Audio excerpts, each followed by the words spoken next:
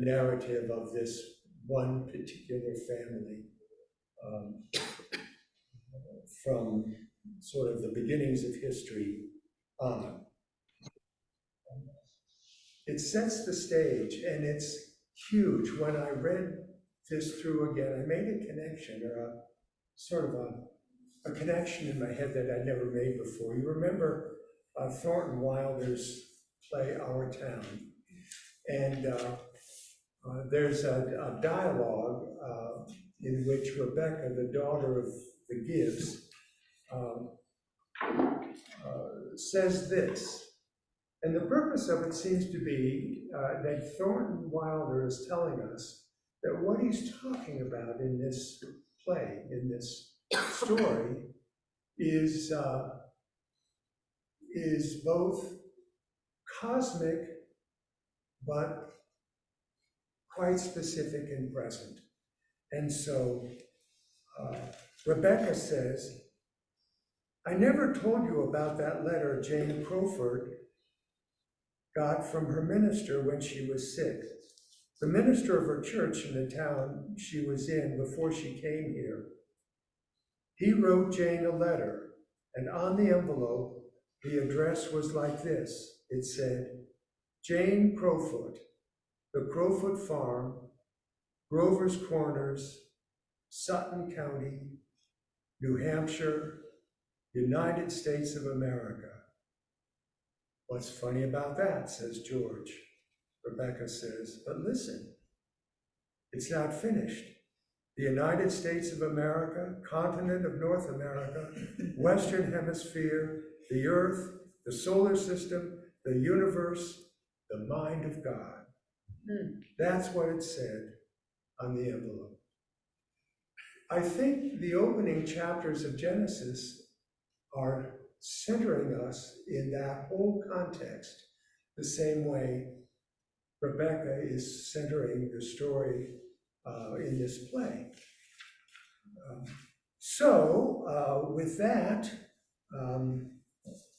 sort of review of what Gary shared with us last week, I was sitting in my chair reading over these chapters again this week, saying, how should we go at this?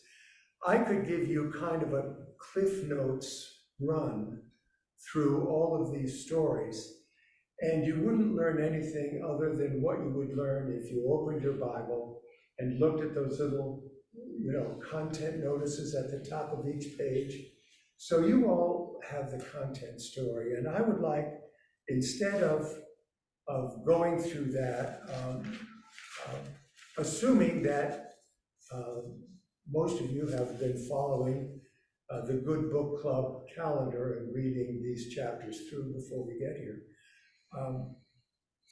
I'd rather have you provide the agenda for our conversation. So I have a couple questions that might stimulate some comments from you, the readers of this text.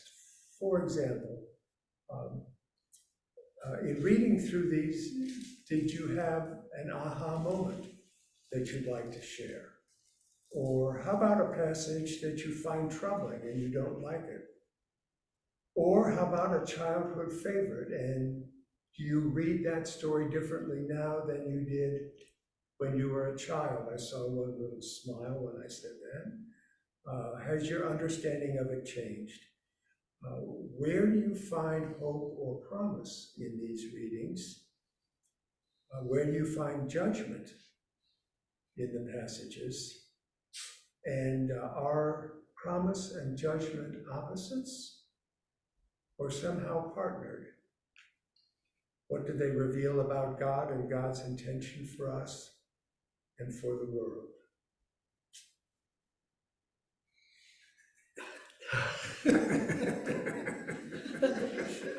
Pick a story, any story. I think that's where we say amen. Well, I was just thinking, since the point of view is pretty local, because people didn't have, you didn't know instantaneously what was going on in Taiwan when you were in Colorado. The world was the idea of the world was small. Very provincial, Pardon? very provincial. Provincial, because I mean, Very how would they tribal. know what's going on in, yeah, Taiwan or that part of the world? And so the flood, I'm thinking, I'm just really getting it that it's the story of Israel. It's not the story of the world. From my, I mean, that's, yeah. Yeah, interestingly, there are flood narratives in a lot of Right. ancient Near Eastern um, Mhm. texts, but that does not undo what you've just said. Because I think the sense of this whole primordial part of the chapter is that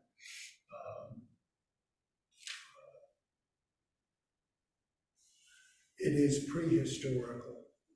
It captures some vague sense of events that led to where we are now. There's sort of stories of origin. Why are we who we are and where we are? And so now I've lost my point. Your point was, It's. I do this in preaching a lot too, which a librarian has not asked me to preach. I have asked. Yes, well, actually he has, but now he's not going to ever. No, your point, You're saying it's provincial. It's provincial. Yeah. It is provincial, and yet I find if you look at the number of different origin stories, they're all so similar. The Native American origin stories, whatever. You can, considering the fact that news was very slow to travel and passed by word of mouth and by storytelling, literally, from one society, as there'd be someone from that society may join another group, may travel somewhere else and join another group and pass on their stories. And so there were things lost in translation, things changed to adapt to what that culture knew and understood. They are so similar, they're amazingly similar if you study the various origin stories, from Native American to the Islamic, Judeo-Christian, whatever. They're all, these stories are all, have very similar, related, interrelated. You can tie them together in many, many places. Not the same event, there'll be a different event attached to it, but the same thing happened to those people that happened to these people in a very different, in a way that fit their culture.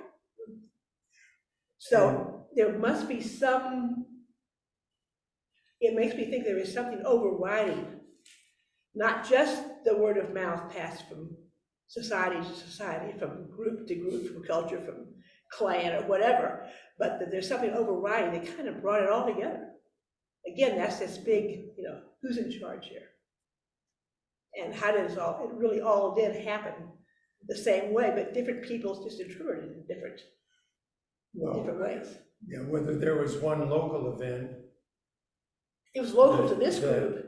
that was told then and passed by word of mouth, or whether there was a larger event that people across at least some large geographical area experienced.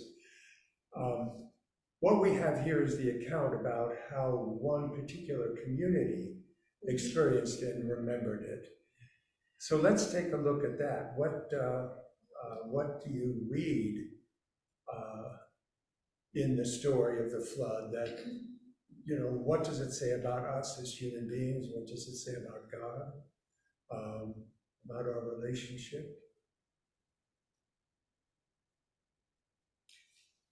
We may have to get to that picture earlier than I thought. Mary. Well, I've often taught this story to kids, the flood story, and it's sort of delicate because, God can do that, then the world is not safe. And, to have God promise not to do it again is essential if you're going to teach this story. But it's just wonderful to watch kids try to absorb what God's mind is doing, that the animals would arrive for Noah to sort, kind of. it never occurs to them you probably couldn't get all the animals on the boat, but, you know, and I Do always you bring have it. any idea how big 40 cubits is? No. Well, No. Especially for elephants. Yeah. Two of them, and then, you know, the issues that having animals on a boat would be, but, you know, but anyway, it's very important that the rainbow comes up. And probably the one story that surprises them the most is that Cain could take his brother to the next valley and kind of expect no one to know what he did there. And the kids are going, but God's not like that. God's in that valley too. You know, what's going on? And it, you know, I've always kind of enjoyed watching, you know, the kids go, what an idiot. You know? But you know, if you have a geographical, you know, a provincial idea of life, and your God is your God in your geography, I know, I You know, explain that to and, them, you know, it shows just a difference in our thinking now over, you know, 2,000 years. but it is very local, I guess. Mhm. Yeah. And the idea, Well- part of it seems to be that those stories are stretching people's minds until Abraham can go completely to a different part of the world in God's story.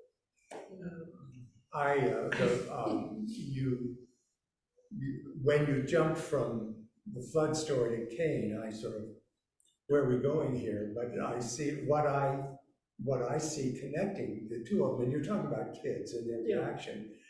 I think kids are probably better equipped to react to these stories than we are, because we have this sort of rational thing that's already trying to make things consistent. But what kids realize is that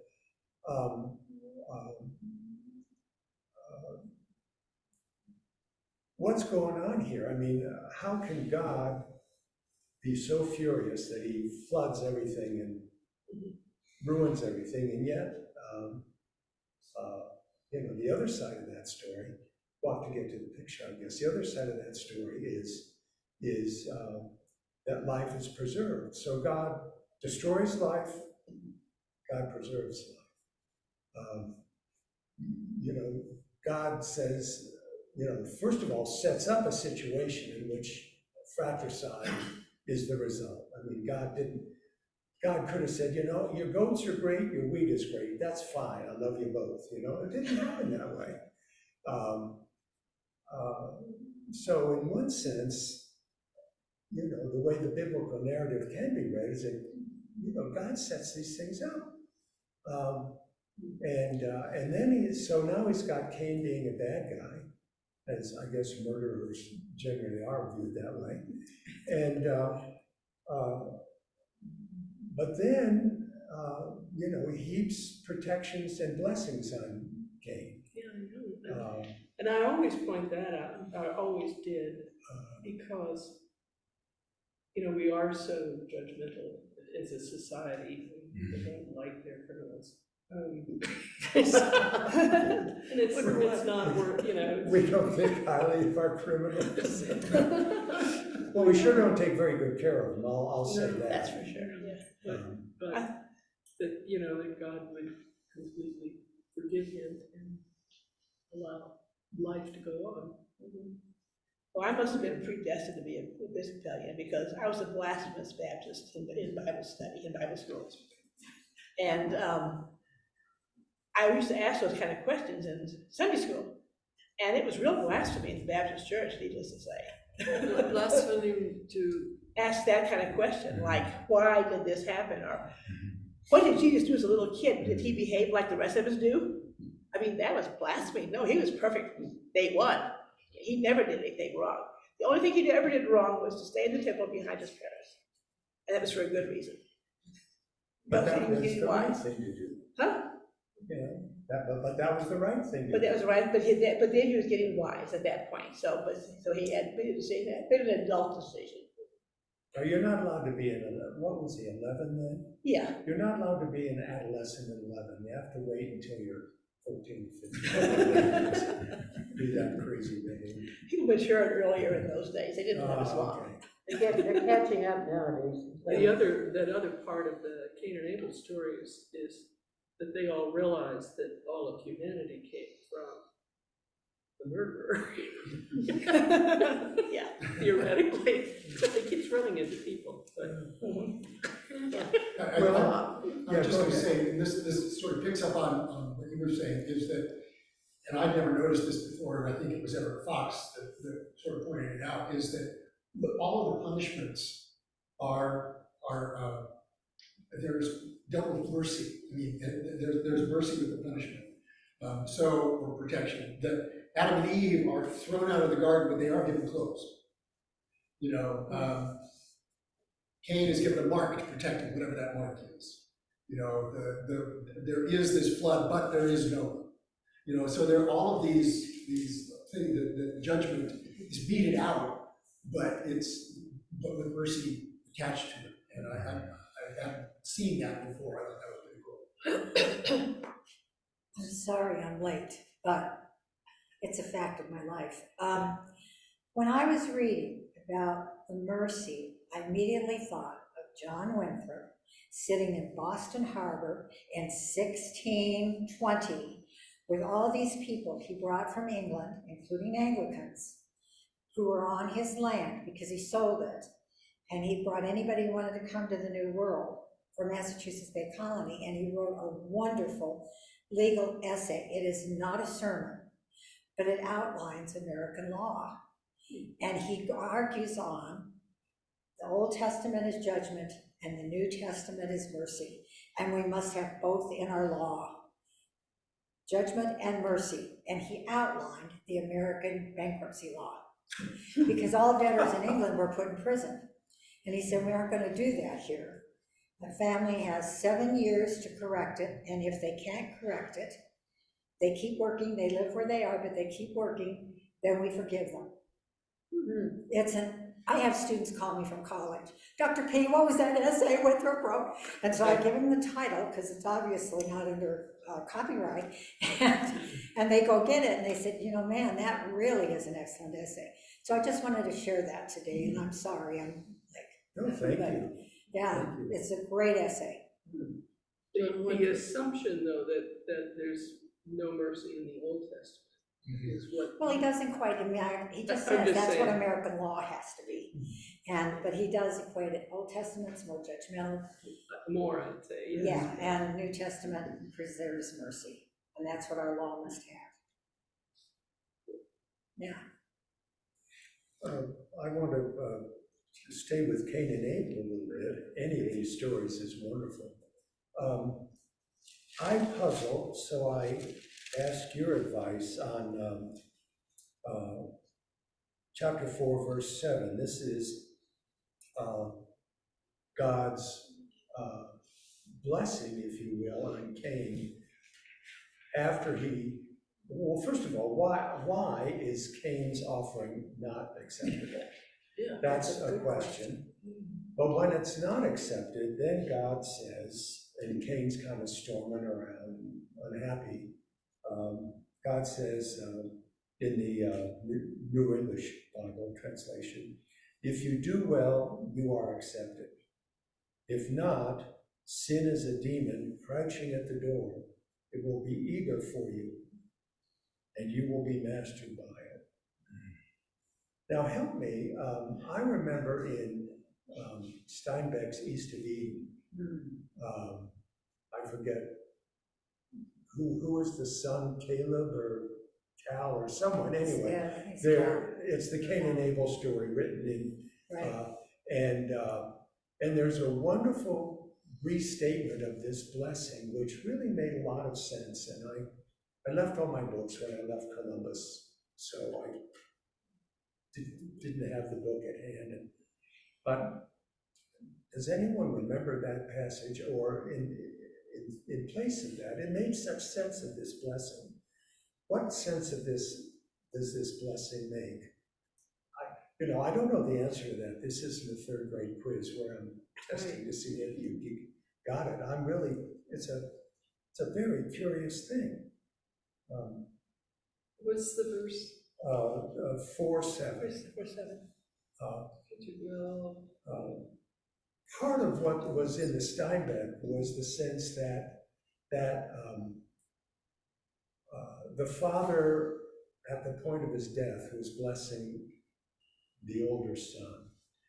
And the sense of it was that it was a life-giving blessing to the son. Yes. That if you X, Y, Z, or whatever it Just was, follow God's word. you will prosper, or you will, you know, acquire your full humanity. But I just don't remember the passage. It was a long time ago. For the younger son, what he says to the younger son about his sin, Well, it was the older son who, received the blessing from the father, yes. I'm just trying to, but I only recall that Steinbeck passage because it illuminated this for me, and I don't remember quite how it did, but can any of you Well, I've got illuminate us Steinbeck and about I'll this? go find it. It's probably online. Yeah, I don't oh, know it that is, well. you know that. I don't know. Yeah, I don't know that at all, but you know, the question about why was his offering not accepted, and I don't know if this is true, but somewhere in all my Bible study, Sunday school, whatever, somebody said that the wheat was not accepted because the rule was you had to bring a firstborn, you know, unblemished, whatever. And so it wasn't that God didn't like the grain, it was that he didn't follow the rule. But there are no rules at this point. This is before the law. Okay, Yeah. I mean, that makes sense. I don't mean to shoot you down, No. but that's the problem I have with this, you know? This God seems kind of arbitrary to me, kind of a difficult one to deal with. Oh, Chris, save us. Yeah, just to say, even though the story is before the law, it's written after the law. I mean, it's written long time later, and so the law still may come into effect. Gary and I were talking about this week that, you know, the winners always write the stories. And so That's right. it's they're trying to figure out why they are where they are. You know, these battles between ranchers and farmers go back a long way. Out here, ranchers and cattlemen and sheep herders, I guess, they go a long way. I think some of these stories are written to try to figure out why are these realities facing us. All these stories in some ways are written to say, why is there pain in childbirth? Why do I have to work so hard for a living? Why is there sibling rivalry or rivalry between groups? And so these stories are attempts to answer that. Correct. Going back to one of the things that we were talking about at the very beginning of this conversation was that I was thinking about is that we get the list of all the nations, right? All of the peoples. And who was the world? This goes back to the provincial nature of it. And I was wondering what, you know, they're trying to make sense of the people that they trade with. And they weren't trading with Taiwan or Colorado, you know, so they're trying to make sense of how do we fit in these peoples that we know. And some of them speak a similar language and some of it's just a little bit different. I love the story in Babel, in the tower. It says, well, first there are all of these different languages, and then you get to Babel, and then everybody was speaking one language. But in the previous verse, it said that there were all of these, each people had its own language. And I said, well, maybe it's dialect. I didn't, you know, so we're trying to figure out they're trying to figure out how do we fit here in the context of all of these other people. You know, we've got some people down here, they're making things out of metal. We've got these people over here who are really good at this, and we've got these people over here, and how do we fit in this? And they didn't know what was going on in Taiwan because they weren't trading there. How else would you hear about any of that world? That was my thinking. Yeah. There is a tendency in just the tradition of having more trust and approval of that nomadic way of life, following the herds, than finding maybe spiritual trustworthiness in civilization and farming. There just is that tendency to approve the wanderer over the city dweller. If you look through the whole thing. Chris mentioned in a Facebook conversation that says, however, at the end of the story, it's the city. Yes, we start there. in the garden, and the end of the story of Revelation is in the city. And my comment was that the city dwellers wrote that history. Yeah.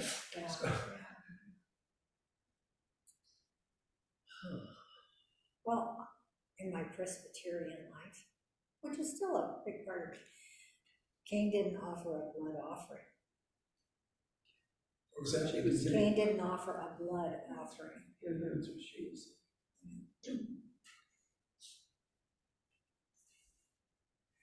I wonder if Cain didn't offer the first fruits and the best. I just wonder. He thought it said it did. Well, one thing that I think we've discovered is that if you come to these first 11 chapters and leave it to the rest of the study to determine whether it's true of the remaining 20 chapters or 40, 50, however many, 40 chapters, the remaining 40 chapters. But if you come to these first 11 chapters and look for clear-cut answers to questions, they're not there. So these stories have the effect of inviting us to imagination rather than a clear set of dicta that say, you can point to the text and say, that's it. That answers the question. It seems to me that every one of these stories raises a question rather than answers the question.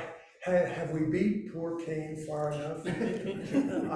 I want, Chris, thank you for all of you can see that, because Chris, I don't have in the back of my head. Yeah, sorry.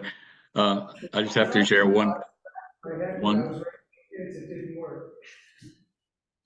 Just have to share one quote that I think speaks to so many of these stories. It's from John Dominic Crossan, who's a Roman Catholic biblical scholar, and he said, we have a tendency to think that biblical writers wrote things literally and we've tried to understand them symbolically, when actually the problem is that the biblical writers wrote symbolically and we've tried to understand them literally. I think that's, are you still there, Chris? I think that's, Yeah, he's still there. Right. We lost this screen and I don't know why. well, I'd like to move. Just one thing though, by not having, not having the specification, what those stories also do, especially in a classroom, but with us also, is that you can relate to it. Yes. You can say, yeah, my brother's like Cain. I'm not sure. I know my brother wanted to kill me at one point. So, you get into all kinds of conversation. And can you imagine doing that in a nomadic way of life when you got the sheep settled and you're around the campfire or whatever? You can talk about your real life in relation to these stories. And there are, it's better than, this part of the Bible is better for conversation than those stories that are more specific later on. Well, and, well, I don't know if, we'll have to think about that. I was going to say, and immensely better than, let's say, Leviticus, where, and Deuteronomy, where all the laws are laid out. Right. But I'm not sure that's true, but these invite these. And the parables do it too. They don't Yeah. answer any questions. Yeah, They just exactly. open the conversation. Yeah. Yeah. So I just, Yeah, So how did Cain go away from the presence of the Lord? Is it because they didn't know that God was everywhere? How did who? Cain went away from the presence of the Lord. Or so he thought. In the next valley. Is that in the text? You know, help me. It's, Uh, verse 16. I know, we were supposed to be done with Cain. Was it the, Oh, yes, Yeah, okay, they went out of the Lord's presence. is Oh, it, interesting, you know? Your question is, how did he get away from the Lord's presence? well, They killed his yeah, I brother. wanna know, cause it's something, sometimes you might wanna know that. Yeah. No, I'm kidding. Is Well, it the- maybe he thought that he was Yeah, going, I read because he was that. leaving that territory. I read that the conversation was over, Ah. and so, Oh, okay. and so, I mean, that's kind of like when I had, well, every metaphor or analogy is imperfect, okay? But Okay. I'm glad you pointed out that verse. I never took it all that seriously. I just thought it meant the conversation was over, but I read it that way because I can remember when I did something improper. So my dad would call me aside and he'd have a kind of a come to Jesus meeting with me about what I'd done. And when the meeting was over, I left. And I left with a sense of relief, at least that's behind me. I left my father's presence, which didn't mean the relationship was broken. It didn't mean Dad didn't know where I was. It just, the conversation was over.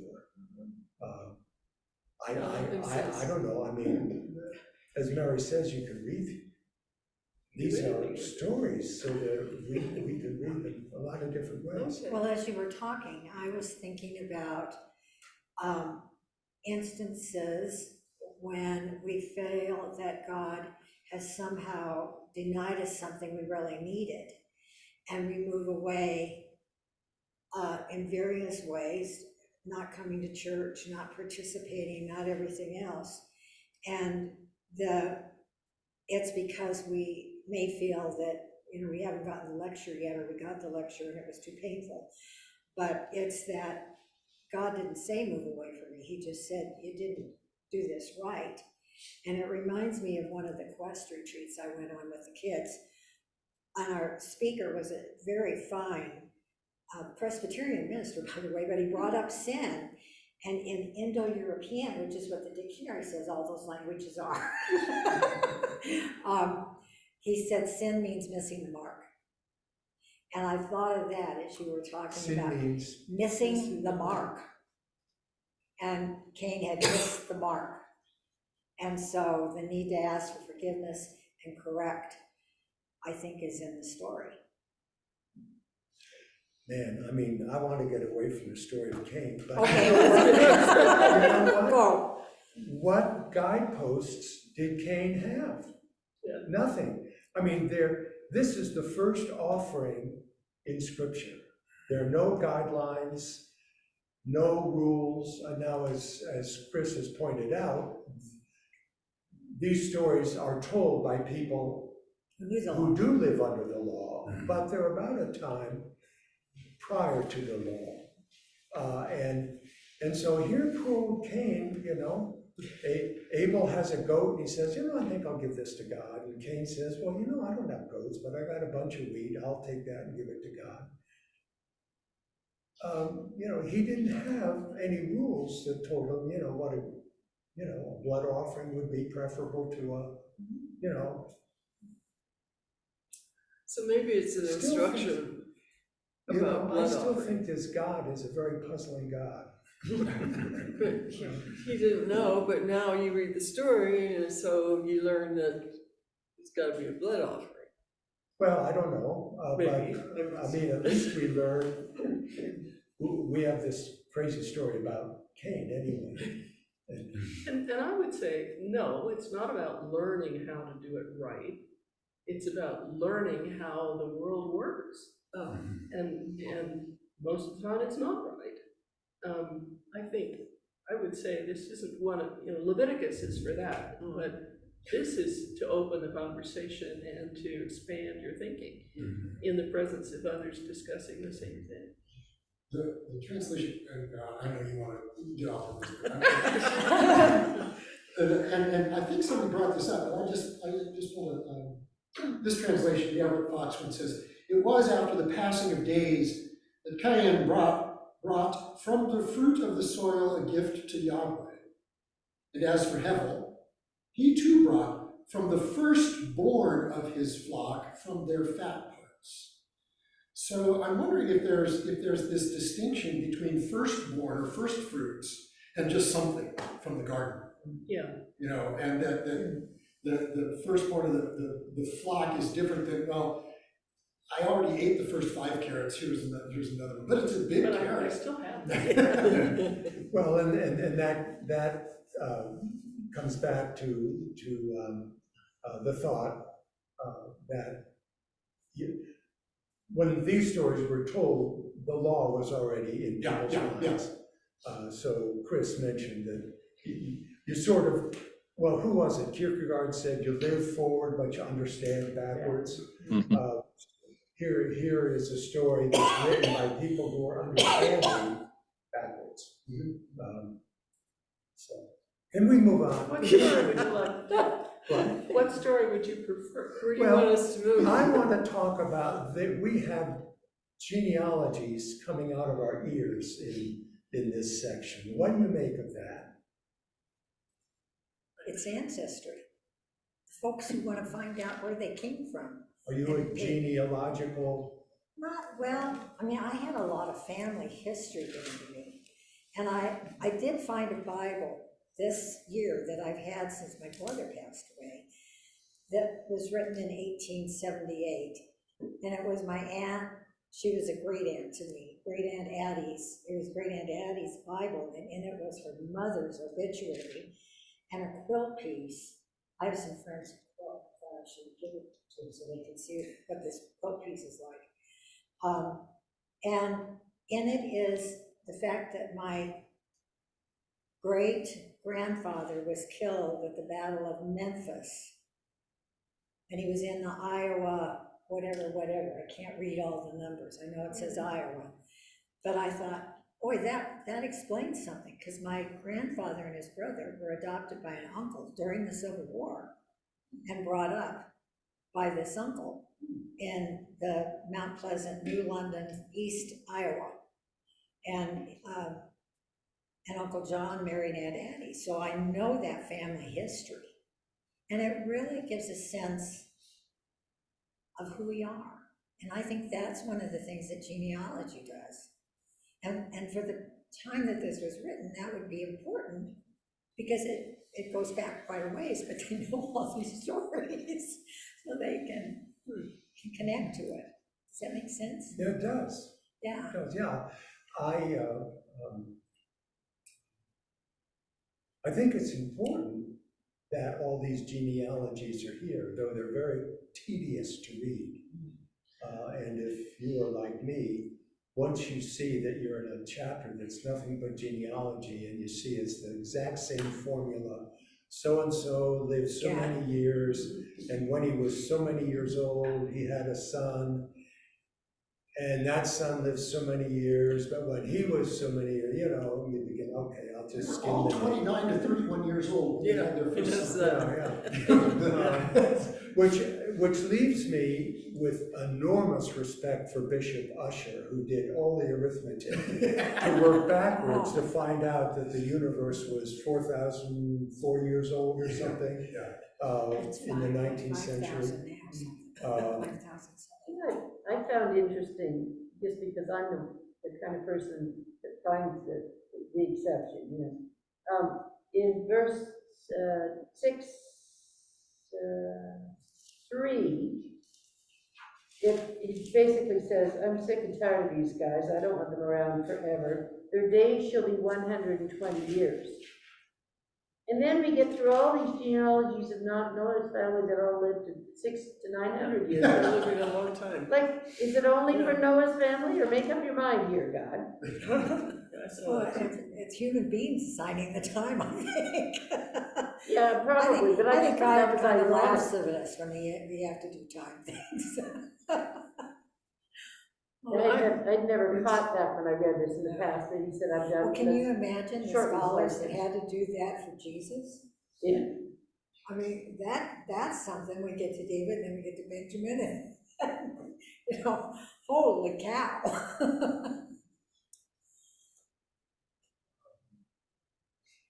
There, in other places in the Bible, there are definitely tribes named and belonging to. And today, some of the people who attend synagogue know their tribe Yeah. and have that connection to the Bible the way we would to a genealogy chart. Yeah, precisely, and Jews are not only a religious group, but an ethnic group. And so genealogy has a whole significance ethnically that it, beyond simply the sort of a religious thing. But I am not a genealogical person. Betsy's has a brother who's going absolutely ape over family history and has found Indian princesses and this and that and all kinds of stuff. And my brother's pretty fascinated with that too. He crawls around cemeteries in Connecticut and scrapes moss off gravestones to read them and all that kind of stuff.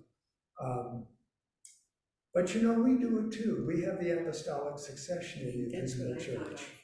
And the bishop, Nelson Burroughs, laid his hands on my head and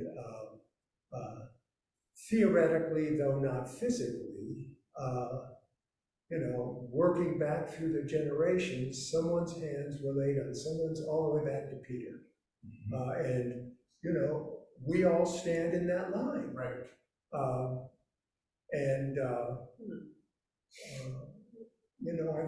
That means something. At one level, I know what that means. At another level, I don't. But it's powerful medicine. Yes, it is. And I think, it's an effort to understand who we are. About genealogies, I had a professor in seminary who was talking about the genealogy in Matthew, Jesus's genealogy with all of these names. And so he preached a sermon on all of these names, and he had cards that he would hold up. When he got to somebody's name, well, this was a really good person, and it was a cheer card, and this was a really negative person, and then there were some that we didn't know anything about, so we had a question mark, and we were supposed to go, huh? So he went through all of these, and the point was that in all of our genealogies, there are really cool people and really not so cool people. Yeah. And we're the product of all of that. And the interesting thing in Scripture is you have God making very good use of some pretty cool people. Yeah. Oh, yeah. Which is a head scratcher if you want to think about it. Which makes me think of a Saturday Evening Post. My parents got Saturday Evening Post right back in the late 40s, early 50s. Right.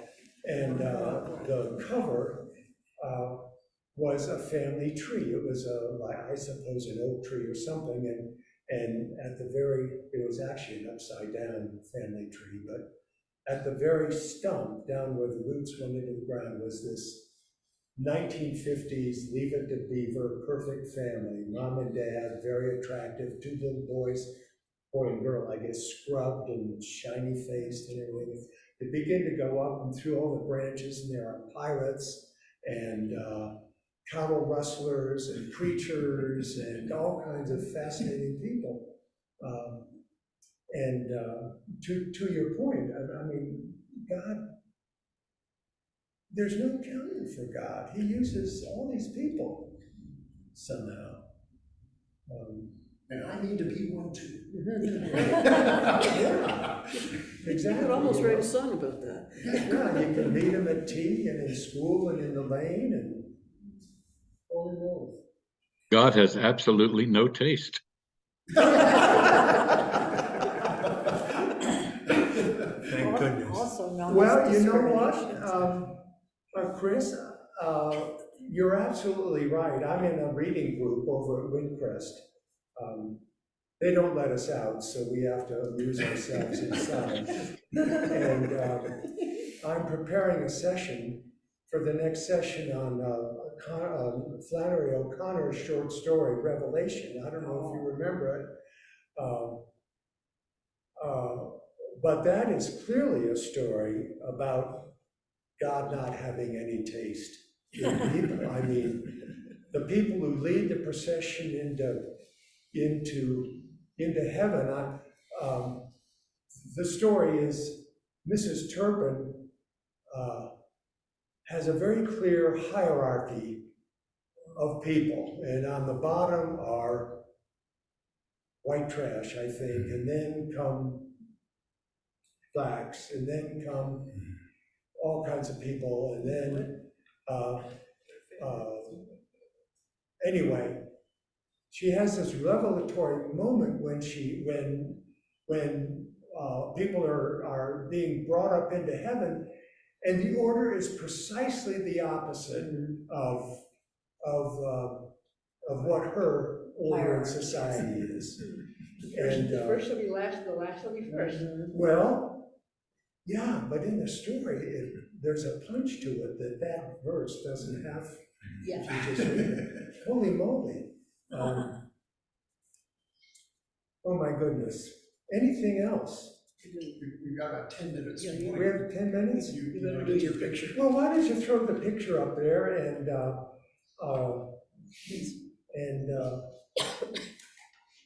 have to get my cribs here. Oh, that's good. It was fairly blurry and I tinkered with it and got it a little clearer, but when you blow it up, it's really quite clear. Jim and Marta Ives have this hanging in their living room, and they're apparently snowed in this morning. I thought,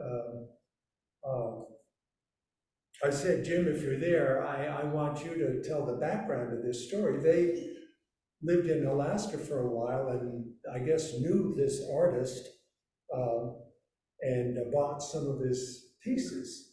And anyway, this is in their living room, and we were there a week or so ago, and I said, can you take a picture of that? Would you be willing to share that with the group on Sunday? And he said, sure. So we do this with Jim's permission, but I love this, is an Inuit Noah's Ark picture. And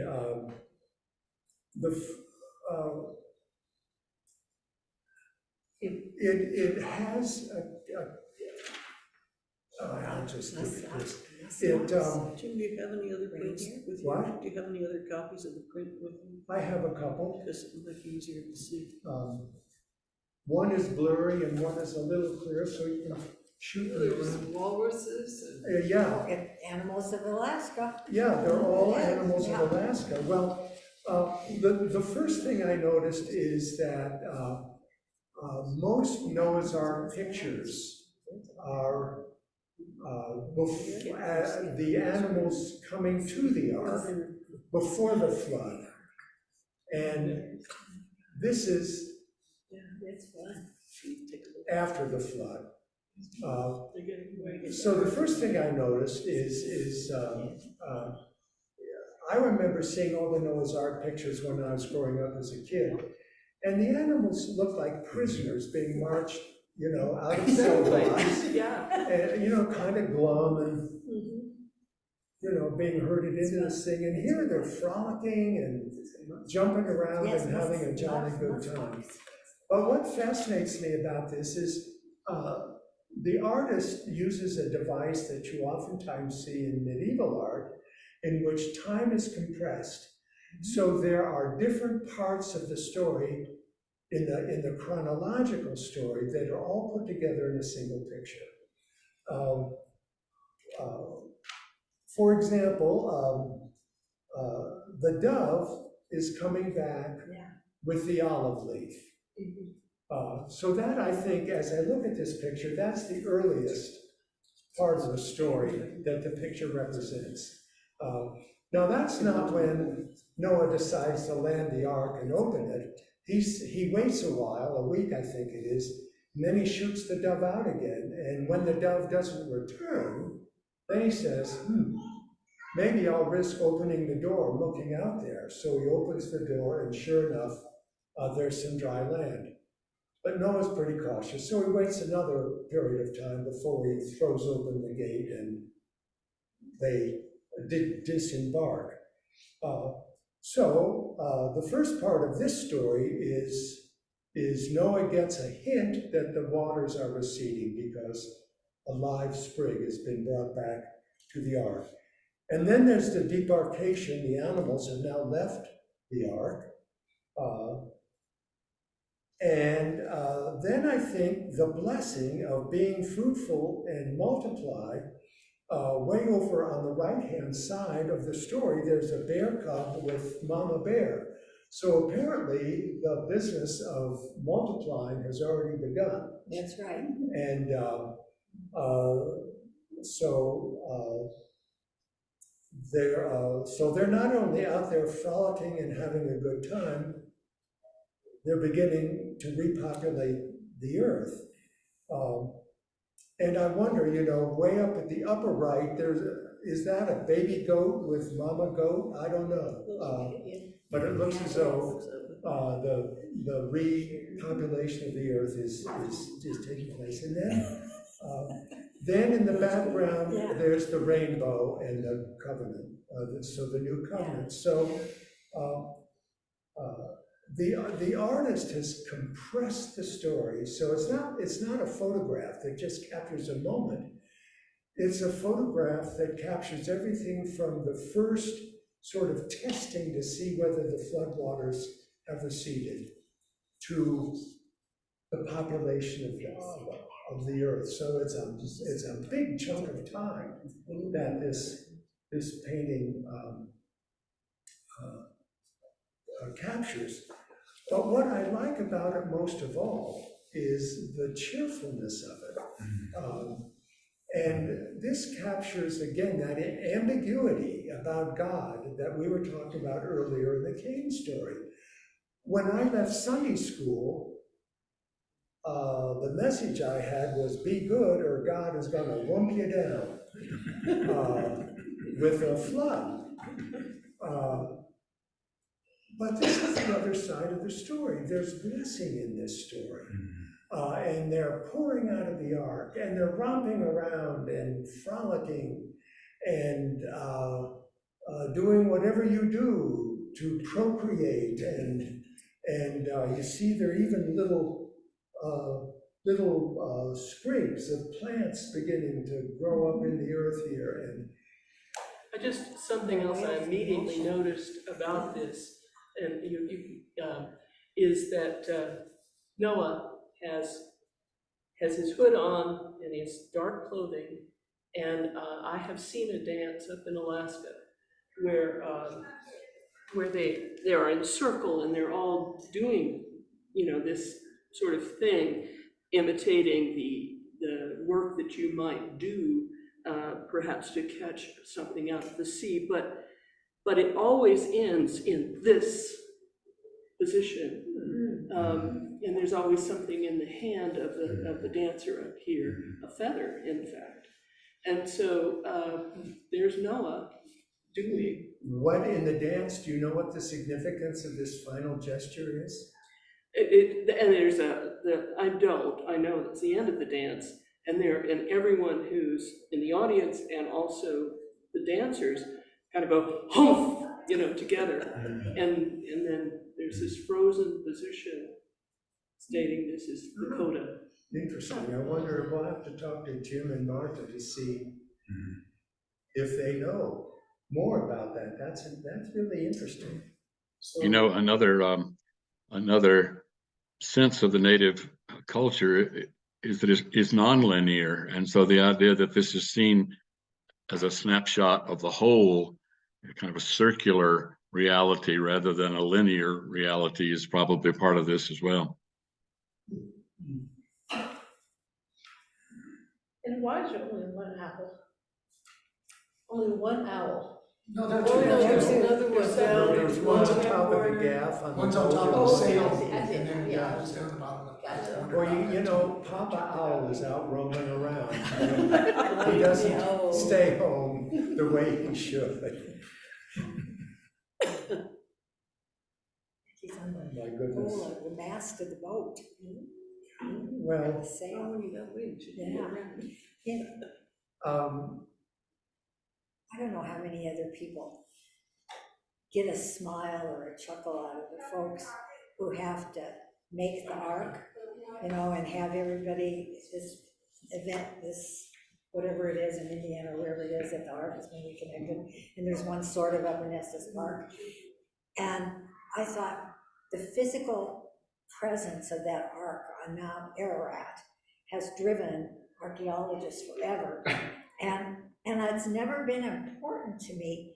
And then I think about teaching Huck Finn, and Miss Watson takes Huck into the closet to pray to God after Huck has done something bad, and because he has to closet himself with the Lord. And I remember even reading that as a teenager and thinking, oh, she's one of those literal Bible people. Everything has to be literal. All right, well, we can continue this next time. Yeah, If thank you're you. here in Lee. thank you all. Yeah, thank Yeah, you. thank you. I like the picture. See y'all. I do too. That's good. I love that. Thank you for the open discussion.